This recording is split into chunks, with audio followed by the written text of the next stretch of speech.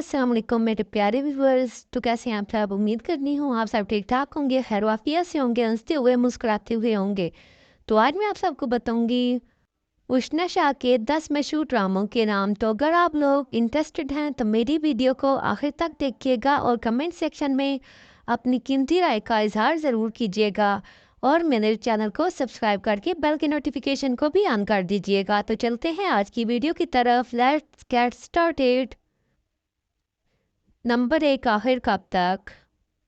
Number 2, हम ठहरे गुनहगार। नंबर 3, रूबरू इश्क था। नंबर 4, पिया मान भाई। नंबर 5, परिजाद। नंबर 6, मेरे ख्वाबों का दिया। नंबर 7, हम ठहरे गुनहगार। नंबर 8, रिश्कारा। नंबर 9, जुल्म।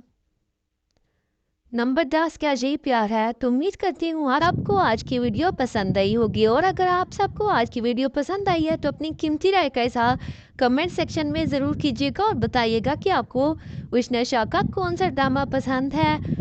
और मिलते हैं नेक्स्ट वीडियो में, तब तक के लिए अपना बहुत सारा ख्याल रखिएगा। अल्लाह हाफिज़।